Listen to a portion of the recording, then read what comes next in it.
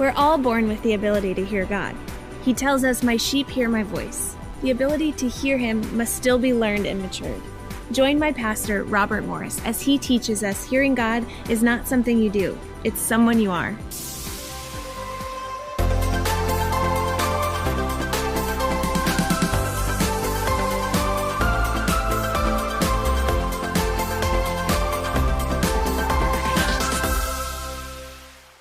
So I want you to turn to John chapter 10.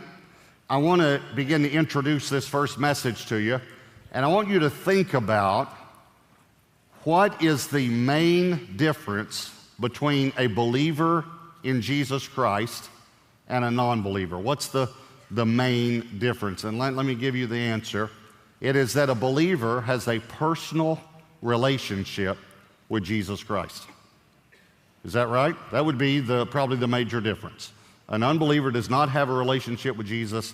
A believer in Jesus has a personal relationship with Jesus. So let me take that just a step further. If you are praying about a new job and an unbeliever is praying or thinking about, I should say that way, a new job, is there any difference in the way these two people are going to approach this situation? Of course there is. Because the unbeliever gathers facts and tries to make the best decision he can, but the believer gathers facts and asks God what his will is. And God can lead you. And wouldn't you rather make decisions based on God's knowledge than on yours? Because God knows if the company interviewing you is going to go out of business in a year. But if you have a thought that God doesn't speak anymore, I really don't mean this condescending, I mean it the way I'm saying it, I feel so sorry for you. That you have a personal relationship with someone who never speaks to you. I don't know how personal that is. Let me make this statement to start the series. Hearing God is not something you do. It's someone you are. And if you don't understand that, you may not understand the concept of hearing God. So it's not something you do. It's someone you are. So here's the title of the first message, and granted it's a little different, but the title is, I'm a sheep. Okay, John chapter 10, Jesus is contrasting himself as the good shepherd with the thief, the robber, who is Satan, all right? So John chapter 10, look at verse 1. We're talking about we're sheep and we can hear God. Most assuredly, I say to you, he who does not enter the sheepfold by the door, but climbs up some other way, the same is a thief and a robber. But he who enters by the door is the shepherd of the sheep. To him the doorkeeper opens, now watch this carefully, and the sheep, watch, hear his voice. Can you just say those three words? Hear his voice. It does not say sense his impressions. And I'm not saying that God doesn't give us impressions. I just simply am literally blown away. And when I say that, again, I'm not saying it condescendingly, because I used to be of the theological persuasion that believed that God didn't speak anymore. And I'm shocked that I could have ever believed that.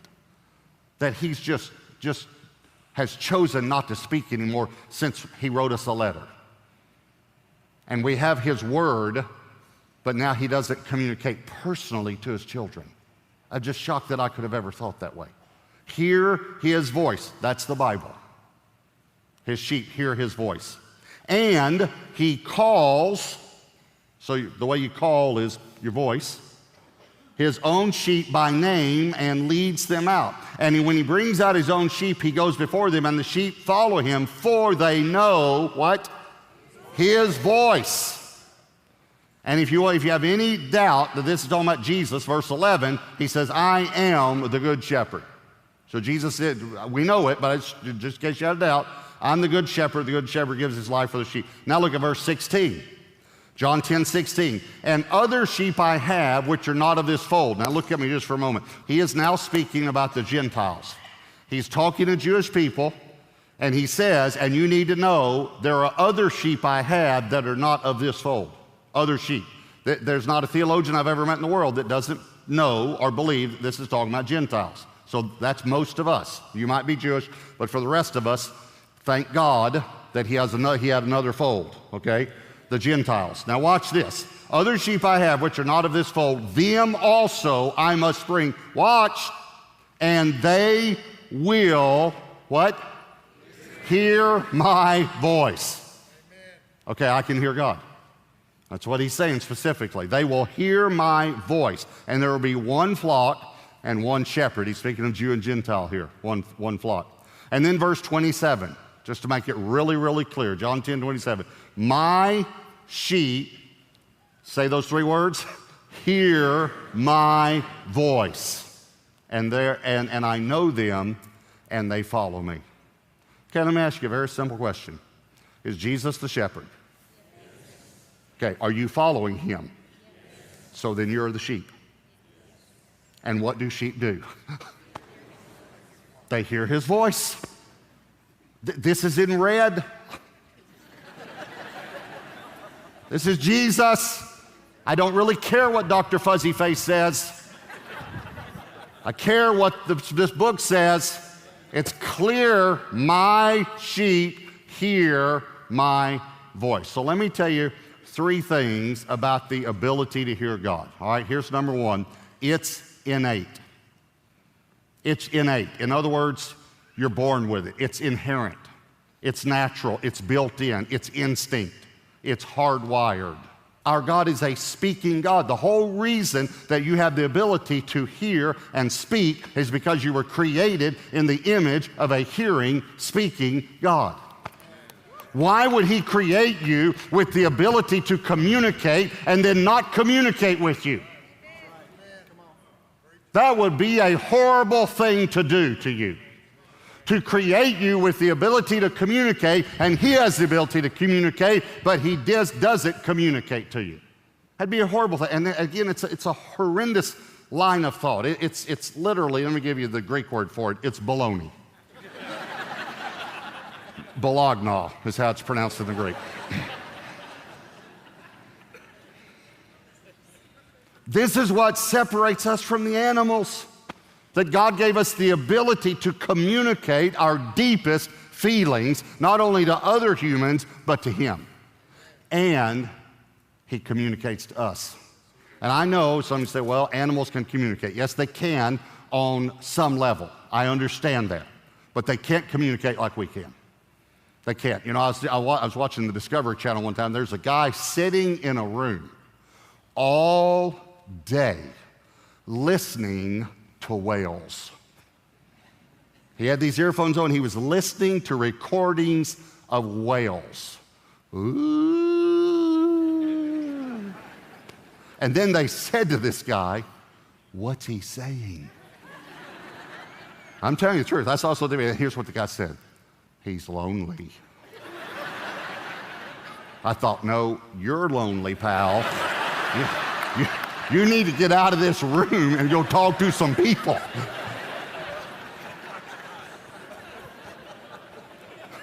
Just do an experiment. If you have a dog, go home and talk to your dog. But say, here's what I want you to say. I want you to say it like this. You're so stupid. Yes, you are. You're the stupidest dog I ever saw, yes. And just watch that dog just wag his tail. And just think you paid him the biggest compliment. And then, I'm just thinking about animals again. Why do dogs bark at night? Has anyone figured that out? All night. All night. Row, row, row, row, row, row, row, row, row, row, row, row, row. Row, row. And here's what we do. We open the door. Shut up! What do you expect the dog to do? My bad.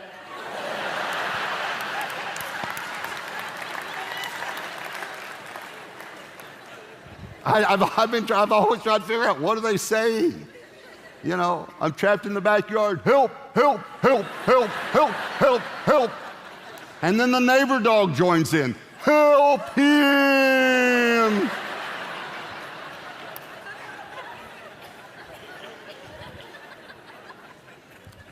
Okay, I'm sure they have a level of communication. But they were not created. I'm not trying to put animals down. I know we all love animals, but I'm just telling you, they were not created in the image of God. But you were. And you were created in the image of a speaking God. And he created you with the ability to hear him because he says very clearly, I am the good shepherd and my sheep hear my voice. It's innate. You're born with the ability to hear God. Here's the second thing. It's learned. Now you might say, well, that's kind of a contrasting thought.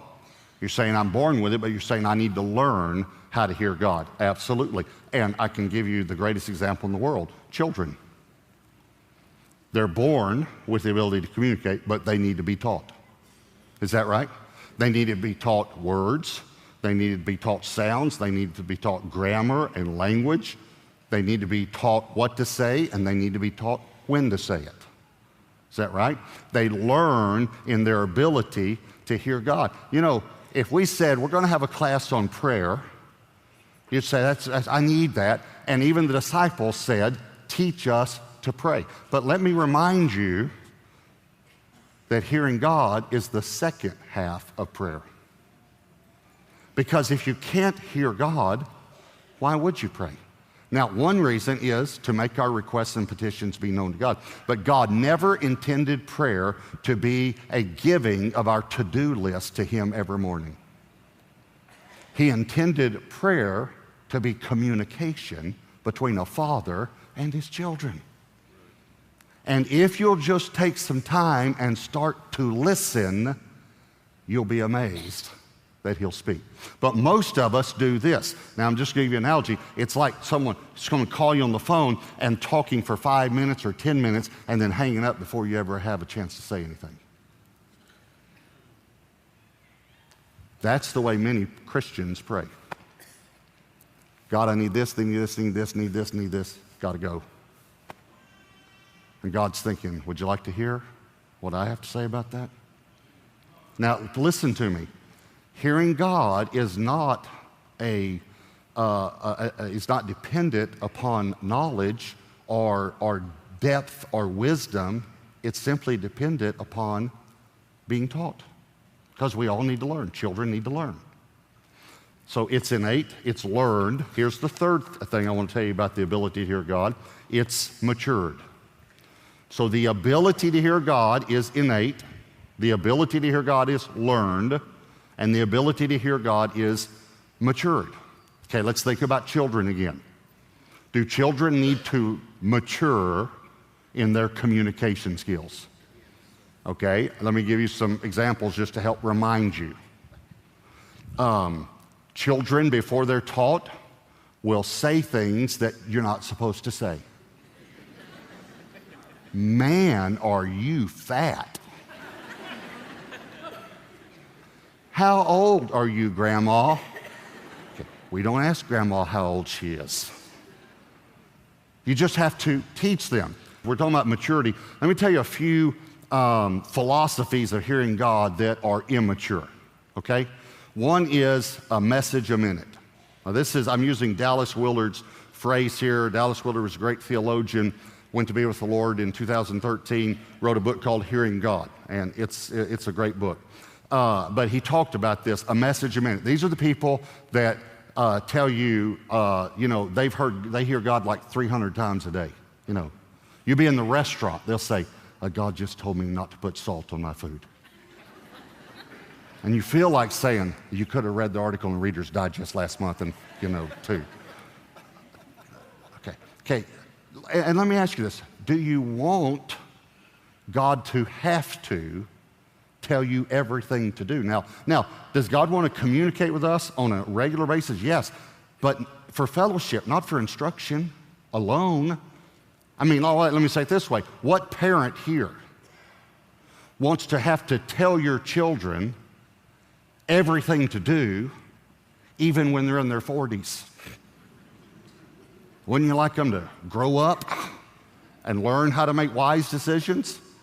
Certainly. Okay, I'm simply saying that God does speak, God can speak all day long to you, but the person that gets a word from God every minute, that's probably not the best philosophy to have, okay? So one's a message a minute. Here's the second way that philosophy is that I believe needs to be matured, is the point and hope philosophy. These are the people that I open my Bible, close my eyes, point it, and I hope I hear God, right? I hope I'm not in the begats. That's what I hope. Okay, now, I'm not saying that you can't open your Bible and it falls to a place that God speaks to you. But that's, obviously, He can, and He can easily do that out of, 1,187 chapters, 31,103 verses, okay? God can do that. That's not hard for God. But I'm just saying I wouldn't do that on every decision, okay? I actually have a friend of mine who was, this is true, he's a member of this church, in business, and his business was struggling. Okay, so that you got to catch that, because it might take you a moment to catch what happened to him. His business was struggling. He'd heard someone say that, so he closed his eyes, opened his Bible, put his finger down, and this is what he read, chapter 13.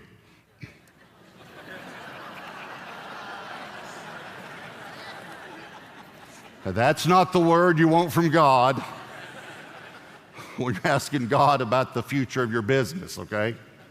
By the way, one of the things that Dallas Willard said in his book was that he heard this minister one time say that God had shown him how everyone can have a life verse, and it's by taking the year you were born and using that as the chapter and the verse.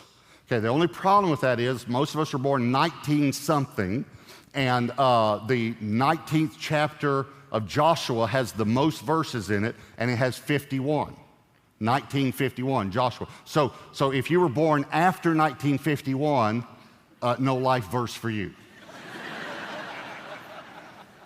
But Dallas Willard heard this guy say it, so he thought, well, I'll just, I was born in 1935, so I'll just see if God has a life verse. So he went to the first book of the Bible, Genesis 1935. This is what it says. So they got drunk and slept with him.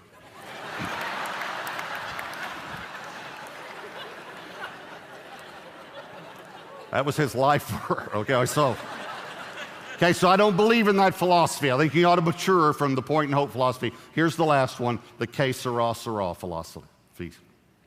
Que sera, sera, they really don't know whether the guy took it from Spanish or Italian. It's close to each language, but doesn't really work in either language. But the American who wrote it thought it did. But what it means is whatever will be, will be. Doris Day singing. How many of you remember Doris Day singing? Okay, well, we're going to have to get some younger people in the church. Okay. So, I do too, I remember, okay, but it's whatever will be, will be. Okay, that's not a good philosophy about hearing God. What it basically means is whatever I choose, that's just God's will. But it's not God's will. Your choice is not always God's desire for your life. So we need to mature to the place where we can hear God's voice and make the right decision. So I want to give you an example of what just happened just a couple months ago, and I haven't told you this. I've been waiting. I just thought about it with this series, and I thought, wow, what a great example of God speaking and why God speaks. This is let me show you. This is the last Christmas card that we sent, a picture of my family. And so you can see there on your right is my oldest son, Josh, his wife, Hannah, Grady, and Willow. Debbie and I in the middle there, and then on your left, Ethan, my son-in-law, and Elaine and their two daughters. And you can kind of tell Ethan is my son-in-law.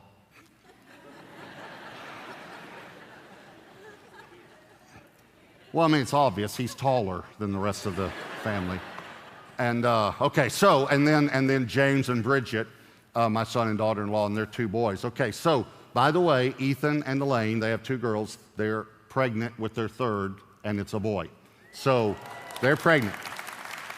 But my son, James, on the left, there on the seat on the bench, and his wife sings on the worship team at Southlake, son Bridget.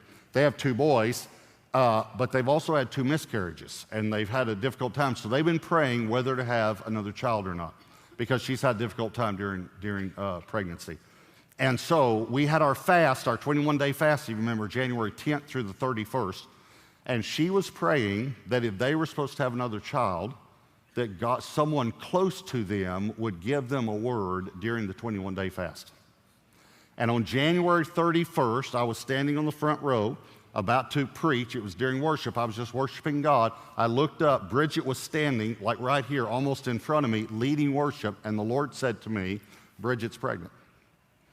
On the last day of the 21-day fast, and she'd been praying. So that night, we were having a family meal, just happened.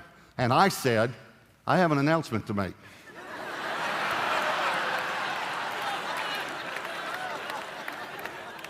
Well, I did. And so they were like, oh, okay, what's your announcement?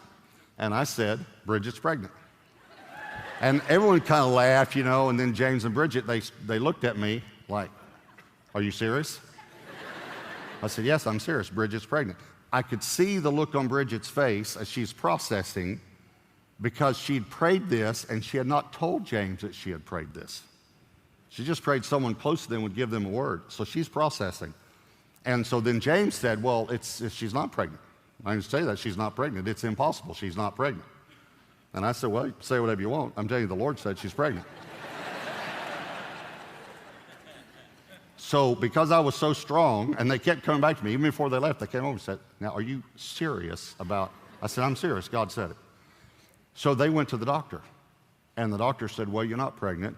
As a matter of fact, your progesterone levels are too low for you to even get pregnant. It would be impossible for you to get pregnant right now. And that's why she miscarried twice, is because her progesterone, a hormone that your body should produce, was not being produced at the level it should be. And so that's why she miscarried twice.